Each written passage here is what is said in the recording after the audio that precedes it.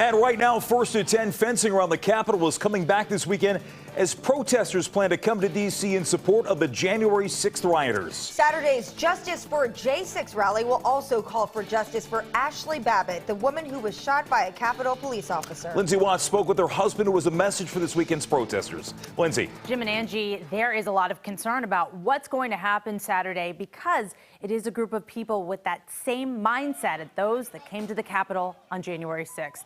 Aaron Babbitt tells me tonight the last thing he wants is violence in his wife's name.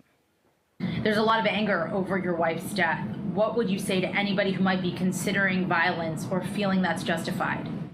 Just don't do it. Don't do it. There's no reason for violence at this point.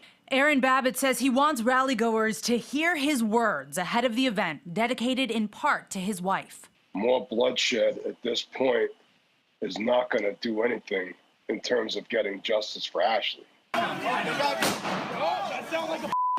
On January 6th, it was the only gunshot we know of fired at the Capitol.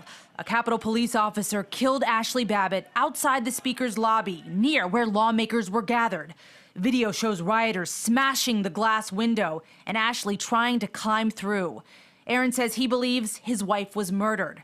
Capitol Police and the Department of Justice have since cleared the officer, Lieutenant Michael Byrd. The organizer of Saturday's rally is calling for an independent investigation of this tragedy, of this grave violation of civil rights. He also claims those charged in the riot are political prisoners. Did you consider at all coming to this rally, or did anyone ask you to come? No. Aaron knows this area well. He says he was stationed in Calvert County and Ashli was living in Annapolis when they met in 2015. They later moved to San Diego. Aaron says he avoids political events. I remain in my small little enclave of friends and family, and I don't really. The second you go outside of that circle, it's like you're just flooded with people that want to talk to you and pump your head full of stuff. And you know, that's not my style. It's not my game.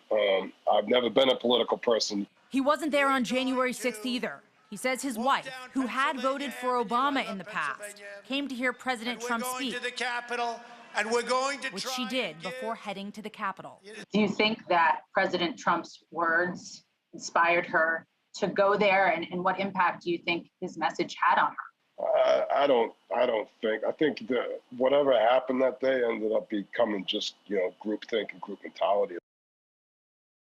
As far as the size of the group on Saturday, the organizer tells me he's estimating 700 people will attend, but it's hard to know for sure. The rally itself is planned only from noon until 1:15.